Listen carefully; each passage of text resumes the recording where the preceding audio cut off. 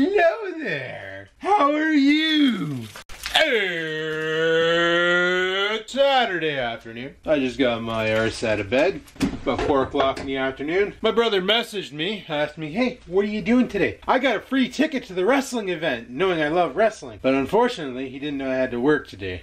Wanted me to go. My brother and I don't really hang out much. This would have been like an opportunity. So glad this after hours bullshit's coming to an end. And welcome to my vlog. So I'm just gonna make some breakfast here. I'm basically making some egg, bacon, and chicken.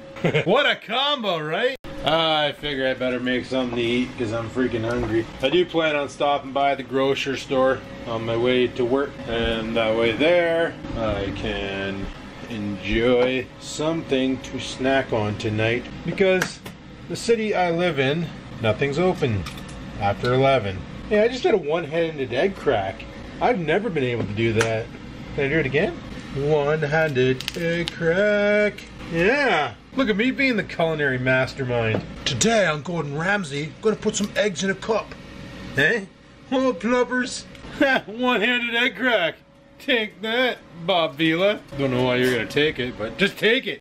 I don't know what's going on, but I got that song Ironic by Alanis Morissette stuck in my head. It's like raining on the wedding day and the rewrite when you're already late. You know that song? I got that song like stuck in my head. I haven't heard it like in a long freaking time. But like yesterday I'm chatting with one of my friends and I kind of threw all the lyrics in the chat and she's like, what the hell's wrong with you? And I said, I don't know, call the police. And she went, what? And I said, exactly.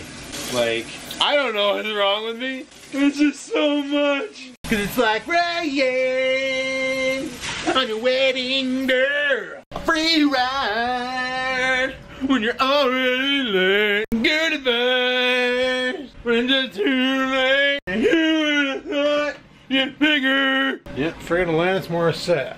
Jagged Little Pill, what, 1990-ish? 1996-ish? I want to say that. Seems like a good year. So do tires. Can't wait for this after hours stretch to be over, knowing only one left. Yeah, man. Second, last time, I'm gonna have to work 2 back to bickety back by myself in the office 7 to 7. Oh, it's so good. Like knowing this. My team's a little upset with me because they're like, no, you can't leave. And I'm like, why? They're like, because we actually like you. And I'm like, yeah, because I do all the work. Because I'm self-sufficient. I show up, I give her, I get the job done, and I do your share too. I'm sick of it. The one team lead at work is a little upset with my decision to get off the after hours because of the reason that I could actually do the job. He was hoping I was going to stay on there because I was one of the ones that didn't need to babysit. I just was able to show up and do the work, but like I explained to him, I said, you know, I brought my concerns to you about the new team I'm on. You said you'd look into it. You didn't look into it. Problems got worse, so I took matters into my own hands. It's what I know. Like, this is what I do. The best part is when I was told that he tried to sabotage it and get them to reverse it and be like, no, we need you on after hours. He's like, because we do. He's like, you're really good at doing this. And, you know, I tried to convince him that your resources would be better served there than on a 9 to 5. And I said, why you do this? He's like, well, it's true. And I said, well, that's nice and all, but you're not thinking about my well-being now. You're thinking about the office well-being. And like, apparently my argument of you could use the extra firepower during the day and throwing the calls, like basically throwing stats in their face of performance, grade of service and all that, and, you know, having a compelling argument that proved that they could benefit from some skilled labor during the day. And besides, that job, I learned most of that job on my own after hours. The way I see it is, get other people working that shift so they can figure it out, and we can make a bunch of super soldiers in there. Because your standardized IT, the way you fix things in the world of IT versus the way I fix things at my job because of the stupid policies, regulations, security, and all that nonsense, it's a completely different bag of chips. Like, I literally sit there and go, okay, so like, client will call in, or they'll, or I'll have to go to their desk, or whatever the case may be, and they'll have an issue and be like, okay, this is happening, what would you do? Right away my brain goes, okay, in the real world, I'll do this. But due to security and policy, how am I going to screw this pig? and then I gotta figure it out. Okay, well, if I go this route, I'm gonna set off some security alarms. Cybersecurity is gonna be on me. Fun times. If I go this route, I can't do that because you can't do that. And then you gotta think, okay, well, there's more than one way to skin a cat, theoretically. You should never skin a cat, guys. It's kind of mean. You gotta do, you gotta do. But anyway, so that's basically my job in a nutshell, is coming up with solutions that fall within the guidelines of the environment and fix things. Well, let me tell you, fixing computers in the real world is super easy versus what I have to do. And the fact that my boss tried to screw me over, like, it was so upsetting. I was like, dude, like I told you, the reasons why is, like, the whole reasons why I wanted to get off of after hours was, number one, I'm missing life. Like, I gotta miss Christmas this year. I gotta miss this event today. That would have been kind of cool to go with my brother and my niece to go watch our friend Dan and Adam's wrestling event. And it's like literally down the street from me. But, you know, duty calls. It would have been awesome to go for Christmas. Like, I haven't seen my brother since last Christmas. Like, this is... Every time this summer that we had, like, my parents planned a barbecue or there was an event going on that I could have seen the family, work got in the way, and it's been my life like that for the past, I don't even know how long anymore, like since 2006, no, since 2004, 2003. For the past 15 years, I've always put stuff on hold because of work. You know, missing family, missing friends, missing this, missing that. What's more important? A couple stupid pieces of plastic with numbers on them deemed valuable because some asshole somewhere in an office said so? Or being with your family? And it's like when you got somebody who tries to cockblock you on that and trying to reverse the decision because you're such a valuable unit of the team. Almost makes you want to quit your damn job. Like, money is not everything. I get it now. A friend said that to me, and, you know, I was like, yeah, but it sure makes life easier, you know, to buy food and keep the lights on and pay for a roof over your head and clothes on your back. And even though that's valid, so what? You want to be a Scrooge McDuck? You want to die with a whole bunch of wealth that you can't take with you that's just going to end up going back to the government if you don't have somebody in your will? Like, it's crazy. I basically need this here Monday to Friday to end, which it is, or the start. The fact that I said I'm going to be going 9 to 5 is mint.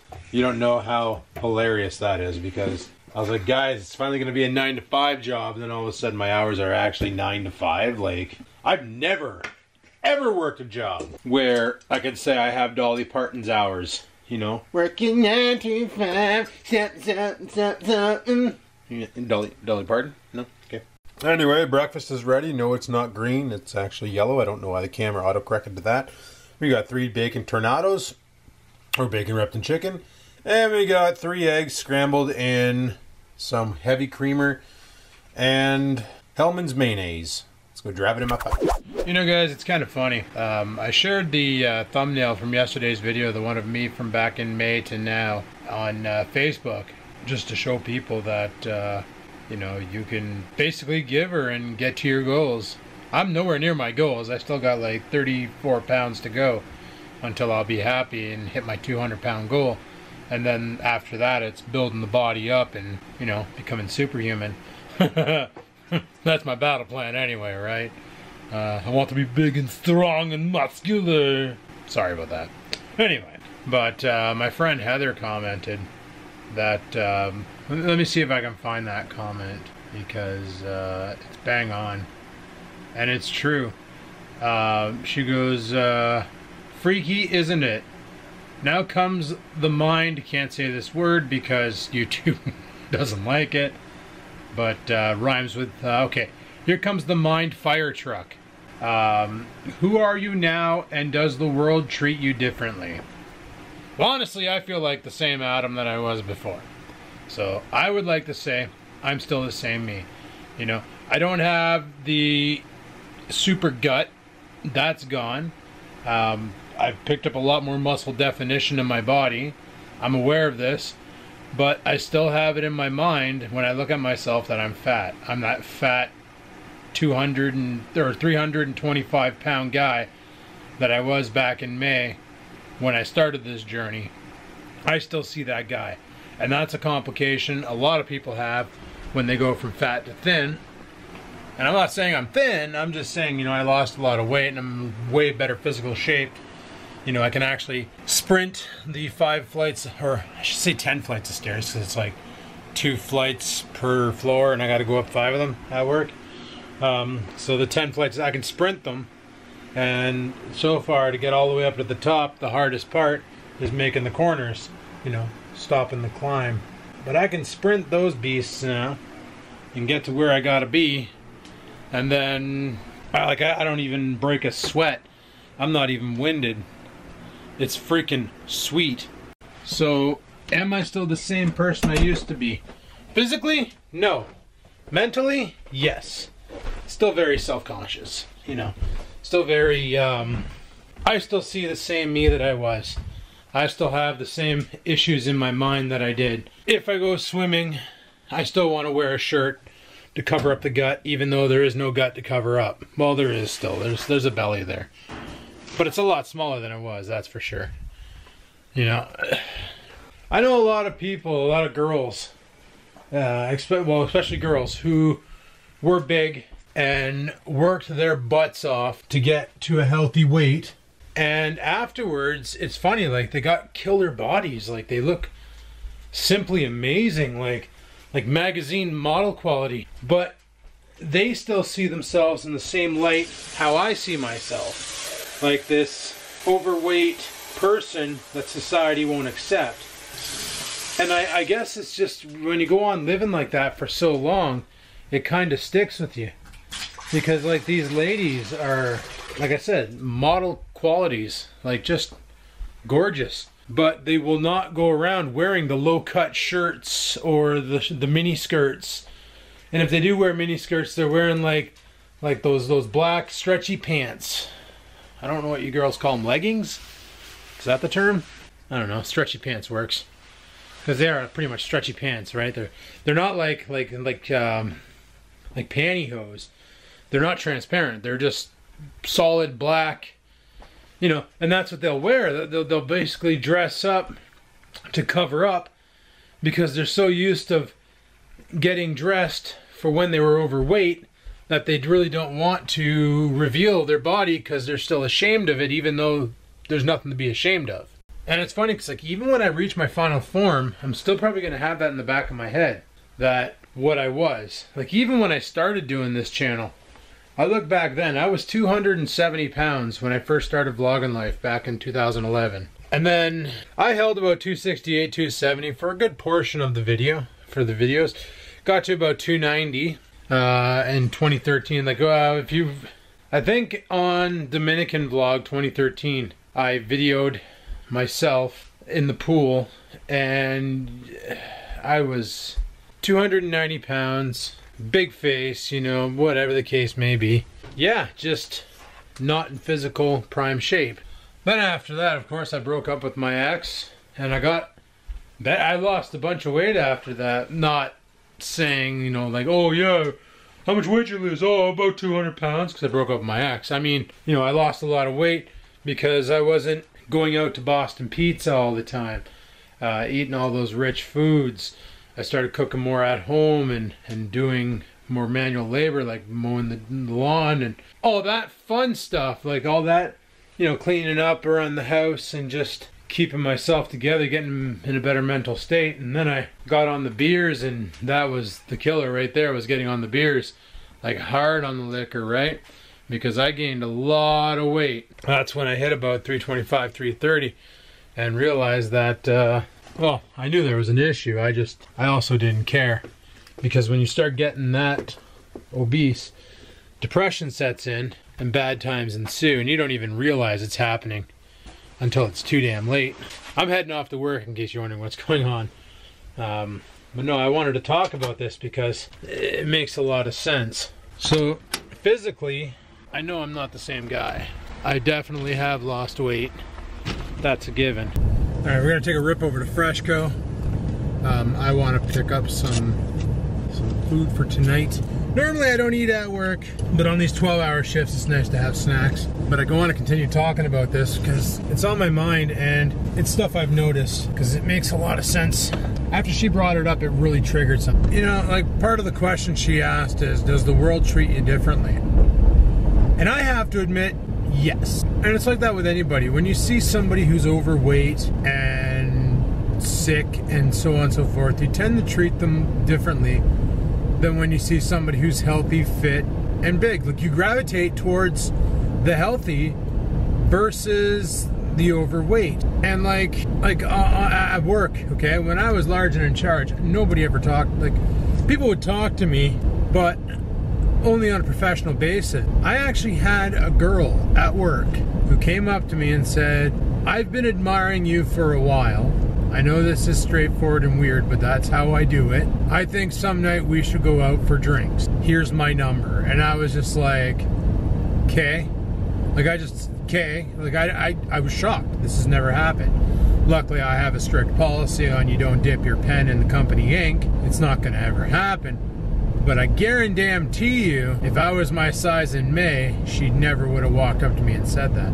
People always say, it's not what's in, don't judge a book by its cover. But I hate to bust your tits. The first thing you see when you're looking at a potential mate, if you're wondering why it's super busy here, this is the wrestling event that I was supposed to go to today.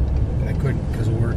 The first thing anybody sees is the outer shell when you're looking at a potential mate.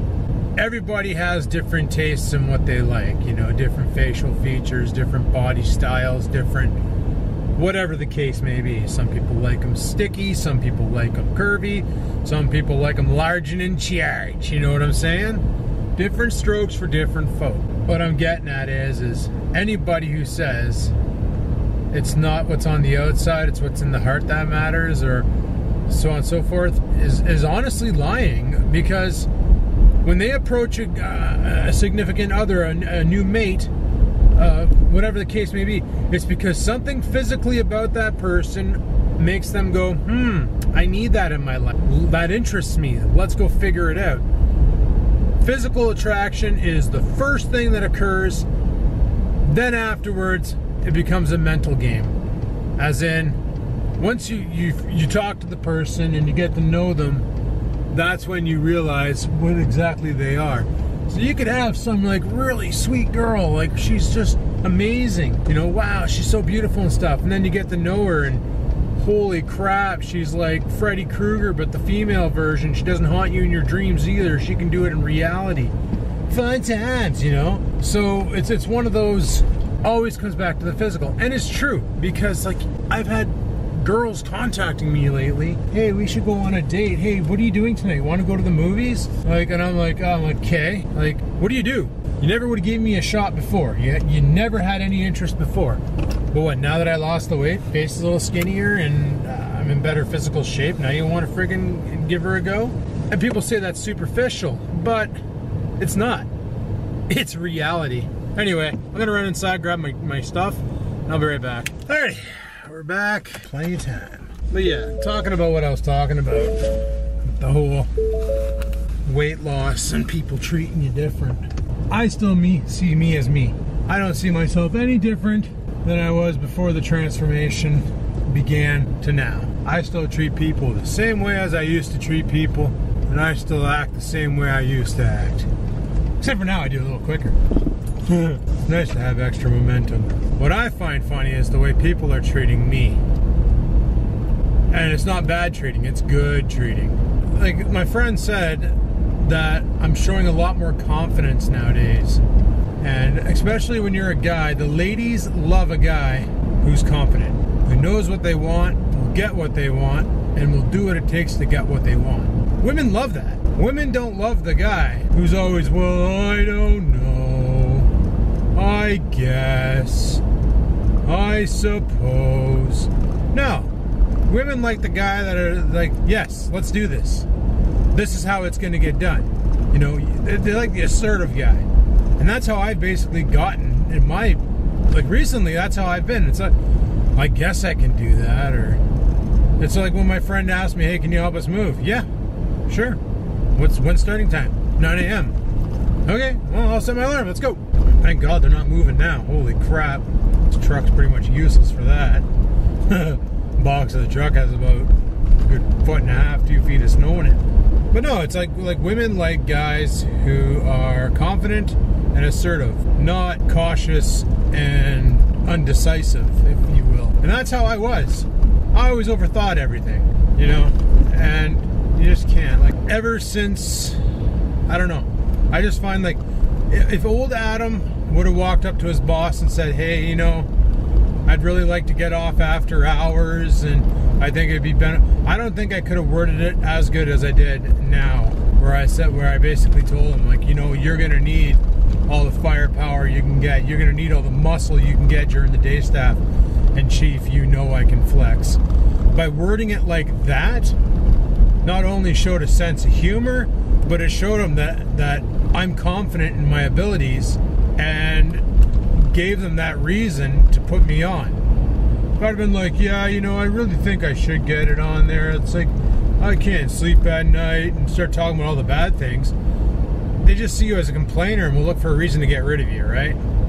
So that applies to all life situations. And since the weight loss, I find I'm a lot more confident in myself. I feel like I can do more. I want to do more. And I'm going to keep growing until I can do everything. It's just the way she goes. Anyway, I'm almost at work, guys. Got to put in a solid 12. I'll talk to you guys in the AM. Hopefully I'm not delirious again. All right, peace. As you can see behind me, it's the morning. Last night as I parked my truck, some drunk comes up beside it and just starts pissing on the ground. Then I kind of blew a vape cloud out the window and he realized, oh, sorry bud, I didn't realize you were in the truck there, eh? Oh man, sorry, I hope you're not offended that I'm pissing right here. And I'm like, hey man, just don't piss on my truck, son of a bitch. Man, last night I went on my Instagram and started looking at older pictures that I took and some of me, and I was like, holy crap, who the heck is that scruffy guy? Man, oh man, yep. Like, you don't realize, and I said this before, but you don't realize how much weight you actually lose until you realize how much weight you actually lose or lost. Like, it's amazing. So I say, guys, if you're gonna go on a weight loss journey and you want to see the progress, snap pics at least once a month. Otherwise, you're not gonna see a difference until you go to, like, you know, put a belt on and it doesn't have enough holes, or you put your pants on without a belt. Next thing you know, you take 3 steps and then it's around your ankles. It's crazy. But no, definitely, like my friend Heather asked me, do you notice people treat you different now that you've lost the weight? And like, even look on YouTube. You guys remember back in the day, I'd drop a video and it would just be like balls to the walls hate comment. Even now, or you, like back then, for instance, I would say something controversial in a vlog and I would get people ripping me apart with hate, as well as, you know, stating facts that whatever the case may be, you know, their own opinion. But they would do it in such a hateful, disrespectful way. Where now it's like people are coming at me with constructive criticism when I mention something that's like, you know, controversial or whatever the case may be. Oh man, I don't know if you guys saw it in Ontario. Anybody who watches my vlogs from not Northern Ontario, just Ontario in general. Holy, Uncle Dougie, what are you doing? You trying to alienate yourself from society? Obviously, I complain about it, but you know what? It's a thing that's happening. It's the way she goes. No getting around it. The whole gender thing where there's like 7,000 different identifiable genders. You know, it's I have no idea how it started, what created it, whatever the case may be, but Uncle Dougie wants to basically stop. I can't remember exactly what he's looking to do, but all I know is they're not going to be teaching it anymore in schools. That's one thing for sure that he wants to do. Take it out of the school board. There's no more of this teaching LGBTQ. There's probably other letters in there that I'm missing, but you get the point. He wants that gone because he feels that it confuses the children, so it's got to go.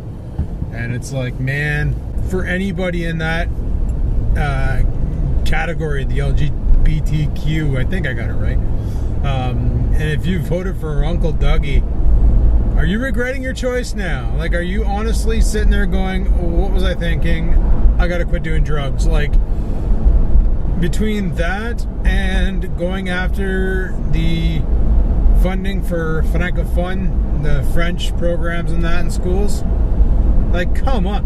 Why are you doing that? We're a bilingual country. People have the right to learn French if they want to. And you want to start stripping funds from that? Like, wow. That's rough. Oh, if they want to learn French, they can move to Quebec. Okay, whoa. Pump the brakes there, Uncle Dougie. Hey? Oh my God. And it looks like Bill 47's gonna pass, so direct punch to my livelihood. Lovely. And I love it because, like, my one buddy, he's a big time Uncle Dougie supporter. And his answer to this problem is, why don't you get a real job? Why don't you get a real job where you're not on contract and you're working for a company and blah, blah, blah, blah, blah, blah, blah. I'm a conservative. I have a good job. I make a lot of money a year. I'm working for an established company that's not hiring anybody. And when they do hire people, it's on contract now from these temp agencies. Like, literally, that's what this guy is. Where he works, they hire people now on temp agencies. So they don't have to unionize them, don't have to give them benefits, don't have to do anything like that.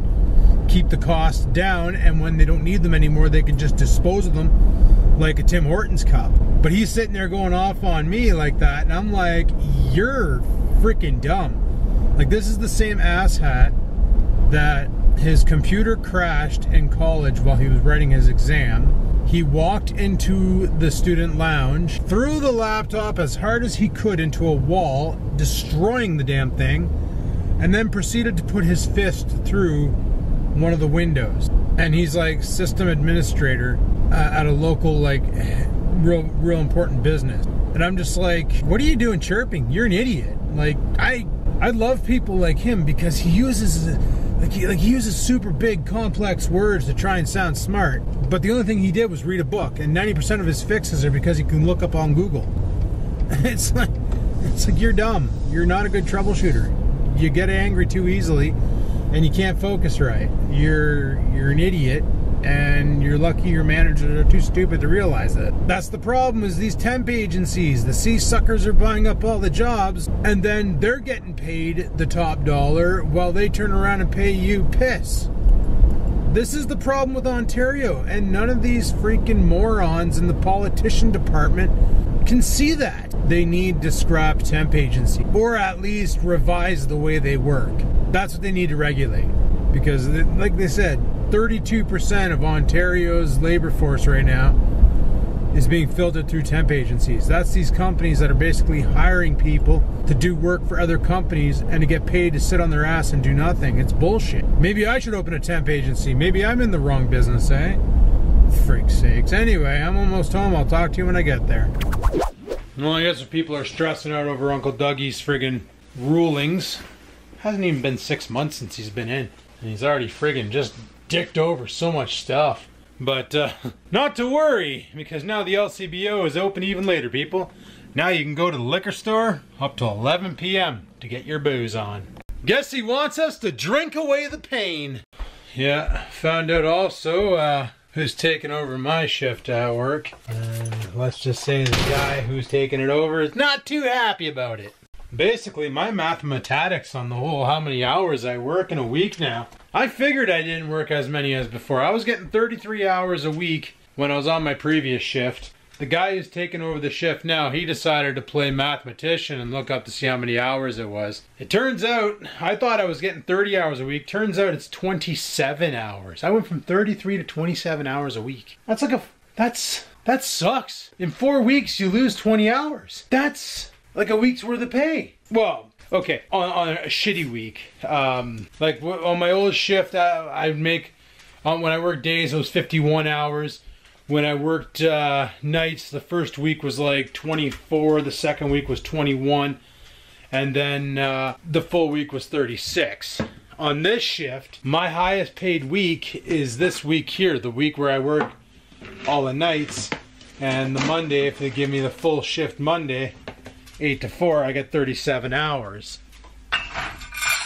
Which is not too bad. It ain't no 51 hours, let me tell you. And that's what I said when the boss first put me on this team, on this shift. I was like, what the hell did I ever do to you? And he goes, what are you talking about? I'm like, well, You're kind of punishing me here. You're putting me on this team, which this team is, they get in trouble a lot for screwing around and things. And you're putting me on this horrible team, and you're dropping my hours down to 30 hours a week. I'm like, did I piss you off? Did I sleep with your wife? What's the big deal here, bud? What did I do? And he's like, well, we need somebody good on the team. I said, then give me more hours. And that's when he was trying to give me more hours, but if it ain't busy, he's not going to break the bank just to appease me, right? Because I'm just some dirty little contract, and who cares, right? I'm expendable. I'm like Schwarzenegger in that movie, Expendables. You ever seen that one? It's pretty sweet. So he already emailed the boss, and he went, what the hell?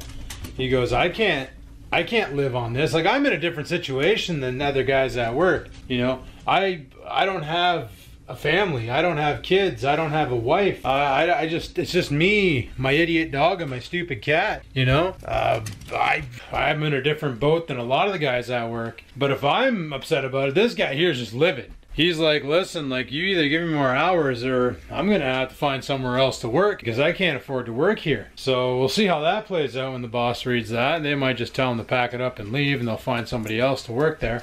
But like, it's crap. Like, I'm happy now that I'm going back to days and I'm gonna be pulling 32 hours a week. You know, when I was on my previous shift at 33 hours a week, it was pretty good. You know, making decent cash every 2 weeks, enough, like I said, to pay my bills, pay all my bills, and still have a nice sum of cash left over, where if I wanted to, say, buy a new camera or buy or build a new computer, the option was there. If I wanted to have steak every night for dinner, the option was there. If I wanted to go on Amazon and buy some stupid crap, the option was there. But that's why I've been noticing that on this new shift, funds have been a little harder to get, and I did wrong math on it. I was actually losing 5 hours a week, and he did the math, and he said that's about easy $400 a month gone. That's a lot of money to lose because they can't manage to manage. Just saying. I barely used my phone last night, people. 29%. It was fully charged yesterday when I got up at 4. It says 5 p.m. there, but my alarm went off after. I got up at 4 yesterday. 29% battery remaining. I literally spent all night tonight watching movies on my laptop. Didn't really do much else. And this phone is nearly dead. What the hell's that? Oh, I got emails. Your GearBest account has unusual activity. Huh. I'd like to close my GearBest account because I don't shop there because it's just garbage. Anyway, guys, it's getting early, late, whatever. I gotta go to bed because I gotta wake up and go back to work. So on that note, I'm gonna shut her down here, people. So, thanks for watching. Hopefully you enjoyed the video. If you did enjoy the video, you know what to do. Just give that like button a clickety-clack. Lets me know you liked the video, and hell, I like that kind. So go ahead and do that right now. Did you do it? Do it. You did? You did it. I'm happy. Don't forget to subscribe if you're new to the channel. Ring that bell. Get a notification when a video goes live. And then you might want to watch that one too and click the like button because that's a good idea. What else is there? Oh yeah, if you have anything to say about this video, you know where to say it. Down in the comment section straight down below this video. I hope it's still there in the future. Otherwise, that made no sense.